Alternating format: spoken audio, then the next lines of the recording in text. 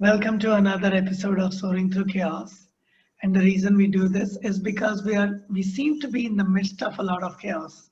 With every day the healthcare directives changing, people losing jobs, and a lot of chaos, commotion overall, even at the political level, at the healthcare, economic level, education, and all that.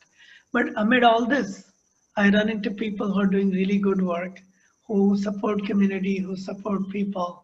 And these are the people I've been talking to, so we can learn from each other. So one of them is Smarita Sengupta. Hi, Smarita, how have you been? Hi, Shankar. I'm good. And I think we met almost, what, 5 years ago when you got an award from the GWLN, the Global Women's More than five Leadership years. Network, right? Almost 5 years ago. More than 5 years. I very much remember that day. So Yeah. it's 13 September.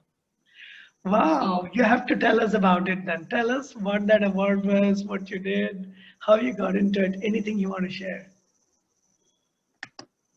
yeah, that was from Global Women Leadership Network. So I have been a fellow of Global Women Leadership Network, and I got selected through application process. And one of my very close friend who I met a year before the GWLN happened, that was I think 2010, she, referred me to apply for Global Women Leadership Network Fellowship. I applied and it was 2010, and then we have been in touch with the whole leadership group. The women is a group of women, you know them, most of them I think you know very well. So they started the award I think 2012 for the first time, and then 2013 I received the award. So it's called Global Leader of Impact Award. So they would ask you to write up a biography of your work, little bit small, and the impact you have made in your community, and then they will put it into voting, online voting in different countries. So, and through that online voting, I think I got the highest vote that 2013 and that year. And what was it for? What kind of work do you do that got global attention? Yeah, so I run a non-profit and a for-profit together. It's a hybrid model, and our mission is to disrupt this cycle of sexual exploitation and trafficking. So it's very much on human trafficking, sex trafficking, or you could call it modern slavery. It's a huge, I think the third largest crime in the world. So that's what we do. And I started 2008 or 2007, kind of in between. And uh, it's one of the more difficult things to do in India, especially given the stigma around prostitution and all that. What inspired you to get into this field, which is hard? In some ways, it's even thankless, but you've been working at it for a while now. Yeah, I think it's at least 18 years, 12 years I mean, with my our own organization, and before that it was a couple of years more. So approximately 18 years into modern slavery war. Yeah, inspiration, you could say it happened rather than I chose. I got to choose later. So it happened. There are several stories, small, big, which actually inspired me, and I landed a non-profit work by chance, and then I got to know about human trafficking, and I still remember I met a girl. I was very new into the whole modern slavery, human trafficking, and even non-profit work. I had no clue, and I met a girl who was rescued from Bihar that time. She was almost approximately 14-year-old, and then she was transferred from Bihar to Kolkata for livelihood option or further reintegration work. And then for some reason, there was some crisis, I remember, because she didn't understand the language, Bengali language, and she had issue with shelter. she needed a place to stay.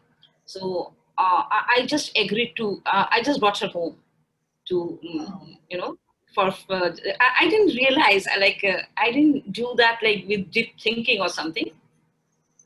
I saw some crisis, something, people were worried about what to do. So I brought her home, and then I spent around 2 to 3 days with her. And I think that was a life-changing experience. And then many incidents, happened, and I got to continue. So 18 years of helping women come out of sex slavery, it must have changed your life in certain ways too. How did it change your life, Smarita? Very good question. It actually has changed my life, and lots and loads of learning, you know, loads and loads of learning.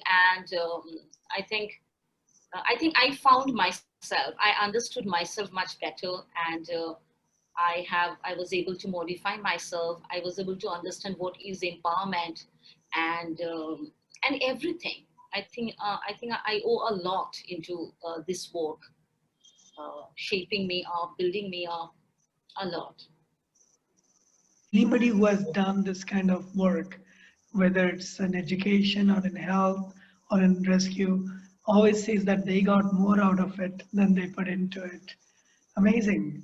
Um, do you have, given the pandemic right now, are you still able to continue your work, or do you have had to take a break or change what you're doing? No, I think our work have, multiplied in many folds.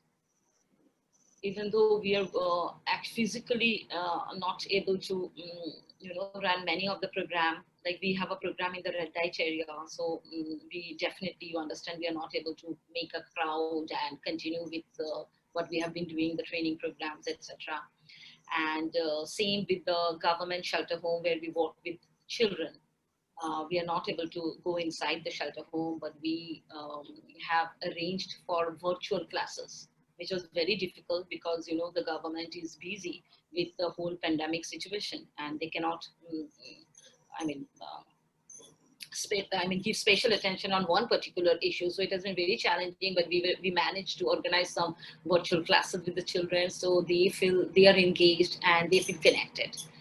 And I think we did a lot of work for COVID relief, and it has been very interesting again for us. Again, new learnings, a lot of new learning. I think within 12 days of lockdown, we started receiving frantic phone calls, and the most interesting part or surprising part was we received phone calls from young girls who we already reintegrated, like 10 years, 8 years, Wow. even, yeah. So that's scary, I would say, because they became homeless once again. They lost their job. You could guess that they are into informal work only. They have gone back, they have reintegrated themselves. They are as good as migrant laborers. Depending on daily wages. So lots of cases got reported through our phone, and at times I felt like our phone we became helplines. You know, it was, and then we organized distribution, like food kit, which definitely is not what we do. Our work is something different. So we had to do that locally within the red light area community, because they were terrified, because they were not able to continue their work. You know? And also social distancing is impossible in the red light area with the narrow lanes, and you could imagine, I guess. So they were terrified, and we had to organize distribution work, food and other basic necessities. Uh, within 2 weeks, and parallelly, we had to start or think of strategize. The whole board came together. They started planning, and then we thought of starting fundraising. So because we didn't had extra money for COVID relief, or distributing food packets. So that followed. So you could imagine how busy this has been. Wow, I'm glad that people like you are working on this dedicatedly. But as we have talked in the past, the need is much larger than what you're finding right now. There's so many more areas where there's need for help. If somebody wants to get into this field, and I do know a lot of people in social work, but they dread getting into something like this because they don't know the complexity of it. Do you have any advice for somebody who wants to get into helping women, helping sex workers, and others? Yeah, there are different ways. We have seen the local people, they came forward this time. So some of them, they collaborated with NGOs. Like we received a lot of support from local as well as international people. It can be done that way. Or many people, they make small group by themselves and they went out. They came out on the street to help and support. So definitely they can contact NGOs, or sometimes can take advice from NGOs if they want to do it themselves. The help is available for sure in terms of Definitely, definitely doing help this kind and of work. are looking for the, yeah. And we received immense help from local and international people. We Um, actually, and then I don't know if you were aware of, we had even Amphan, which hit us just after a month, within a month of COVID, in the month of May.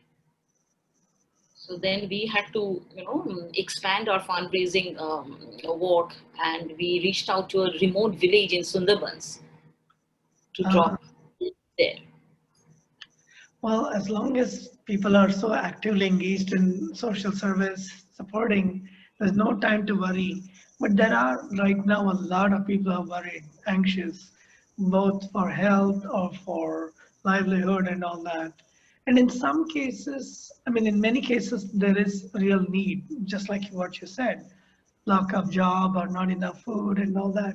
But in some cases, it's just general anxiety. Do you have any suggestion for how those people can get engaged in the kind of work you're doing? It is not only the food or hunger part. So anxiety has been I think, parallelly, it moved like with the whole pandemic situation and uncertainties. So we have seen, especially with the women who we work for, they were extremely anxious, and we had to provide them, what do you call it, it's not like counseling, it's not that, it's not, they don't need counseling at this time, but they are definitely emotional support. So it was a continuous process, for financial support, emotional support, and with basic necessities. One of the challenges I have noticed is that when you're doing this work, it can be emotionally draining too. It's so much exhausting, right? Listening to people's challenges and all that. True about counseling, true about any kind of clinical or non-clinical support. So do you have your own support network? When you go through this, do you need support and do you find the right support to help you? Honestly, I don't think so. I don't think so, except for your family members or very close friends. And because of a time constraint, I think we also become unsocial, like not keeping in touch with people properly. So Mm. that is the biggest, crisis that is I go through. But definitely, I'm lucky. I have few close friends who really doesn't evaluate me that way. They are there for me at any time. Want to, I need some help. Want to reach them out. So otherwise, it is draining. It is draining. Well, it's really good to hear about these things, Smarita. And do you have any plans going forward? It's been almost 18 years, so where do you see yourself going in terms of what you would do the next few years in this field or in any other field? Yeah, I think. I feel at this stage, I think I feel very content. I think whatever I planned, whatever I visualized, I dreamt, it happened, or it happened, and definitely we can do more. I want to create a second line of leadership, which is coming up very strongly, who could take this forward. And I want to, I think you could say, I want to find my dream once again. I want to do, it has been like more layers, I could see some more layers of, and I think I can do a lot of other thing which I got introduced to from my last 10 to 18 years experience.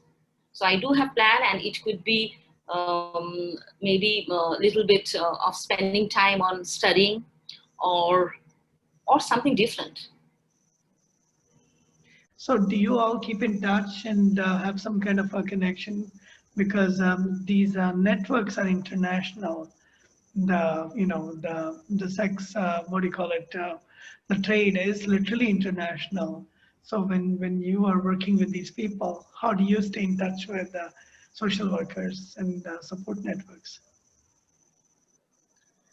Yeah, it happened like we do have some conferences where we get to meet other people. And in Kolkata, we are very much into the network, the same network, like the organization who does rescue work or provides other legal support, and organizations who runs shelter home. So we do need each other when we work. And when it is out of Kolkata, I think it is a little bit less. It's not like what is happening within West Bengal or Kolkata. But sometimes we do meet in conferences like that. But we haven't, I think, worked very closely with organizations out of Kolkata in modern slavery. And we do have an international network as well. There are a lot of organizations, they're working internationally. But we know each other very well. We meet in the conferences and we can easily reach out to each other. That's the best part. Again, I'm very grateful for the work you do and for this short conversation. Do you have any other things that you would like to tell people about you, about your life, or about, just opinions on what it's like to have a meaningful career? Yeah, the first and foremost, I think, to identify what you want. And for me, it took a while to understand. I think that is very important, and happiness lies there. Happiness lies there, and living a simple life. I think it's just simplicity, which which is, because I like that kind of life. And for career, the first thing is like you have to ask yourself, what do you want to do, and follow your dream. So again, thanks for your suggestions and thanks for the work you do. If people have more questions, we will probably call you again to talk more. And in the meantime, is it okay to share some of your contact information, especially social media, website? If people Of have course. questions, they can directly talk to you as well. And to those who are listening, I'm always looking for stories about how you have found meaning in your life, in your career, because these are the times when we can share and we can learn from each other. So please come forward, and I'm always, I mean, for the first time in my life, I'm actually listening, so it's benefiting me also. So please come and talk, and we can share from each other. We can share with each other. Thanks again, Smarita, and Yeah, please thank be in you. touch. Wonderful session and what you do. Thank you. Thank you.